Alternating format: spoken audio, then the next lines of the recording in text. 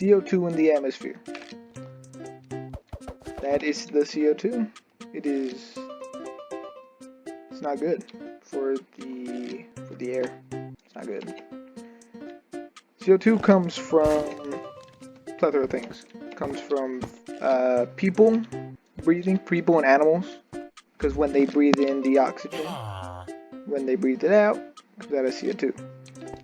It also comes from many machines, like cars, like gas cars.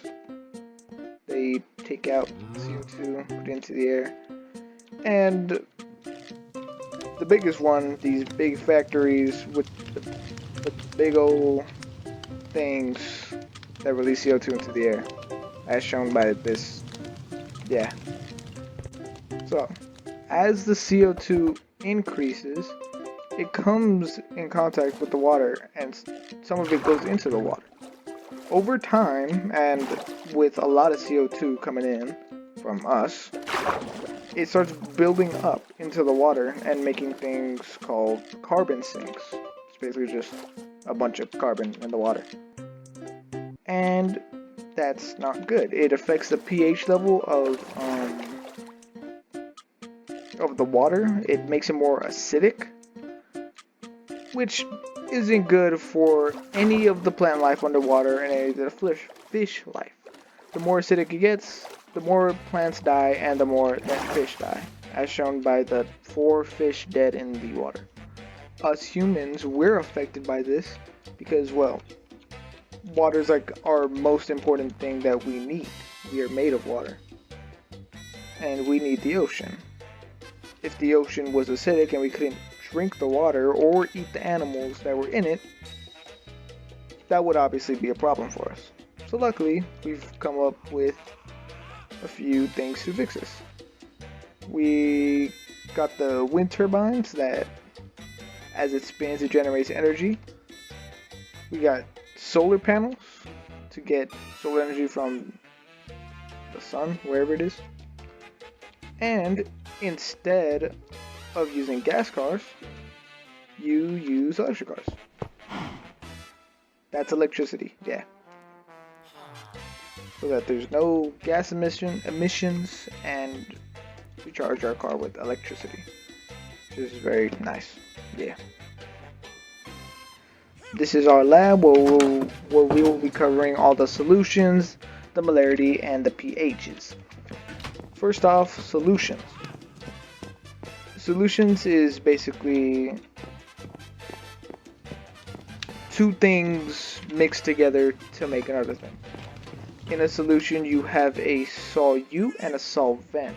The solute is what's being mixed into the bigger thing.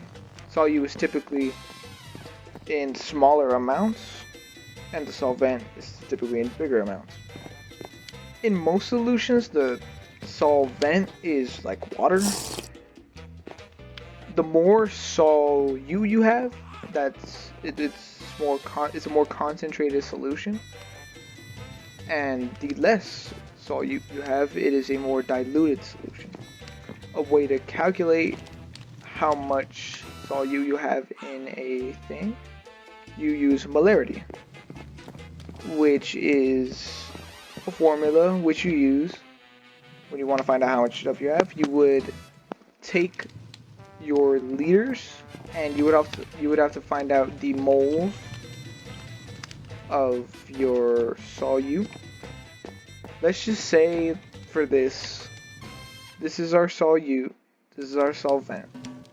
The solvent is 8 liters and the solute is 1 liter. The rabbit foot is 1 liter, 1 mole. If you put 1 mole into 8 liters, that means it's 1 divided by 8, which is 1/8. Whatever 1 divided by 8 is. And that's basically how you calculate. pH is, the pH scale is, it tells you how acidic or basic a solution is.